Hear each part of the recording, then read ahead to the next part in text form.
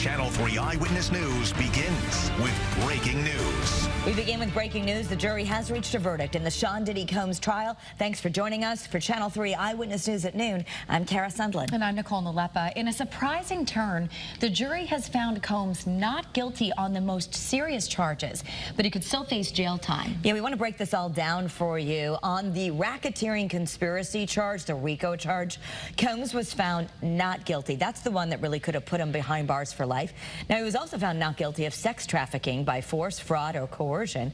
For Cassandra Ventura, Cassie, who took the stand, a former girlfriend who is from Connecticut.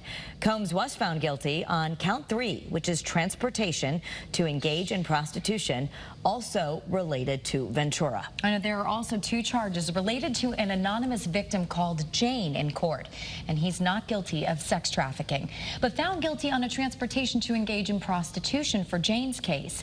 Your reporter Bradley Blackburn digs into what this means for Combs now that the verdict is in.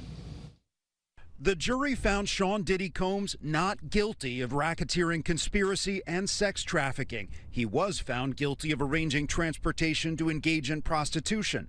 The verdict is seen as a big win for the defense. The government has to have their tail between their legs. This is just a huge loss for them. They went out on a limb, and the jury, saw it the way the defense saw it. Prosecutors argued the hip-hop mogul was the leader of what they described as a criminal enterprise over 2 decades, one that forced women into engaging into abusive sex acts during drug-fueled parties he called freak-offs. Their star witness was Combs' former girlfriend, Cassie Ventura. Whether or not the freak-offs cross that line from maybe morally questionable or seriously questionable to illegal, I think that's where things broke down for the prosecution. Combs' family members showed their support in the courtroom, where the defense argued all sexual encounters were consensual. They accused the prosecution of putting Combs on trial for his lifestyle, trying to criminalize his private conduct. The jury of 8 men and 4 women sifted through 28 days of testimony, much of it graphic and emotional.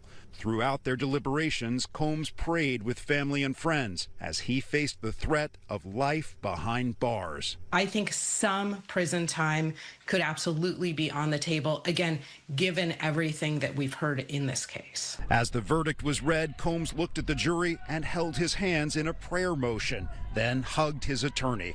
Bradley Blackburn, CBS News, New York.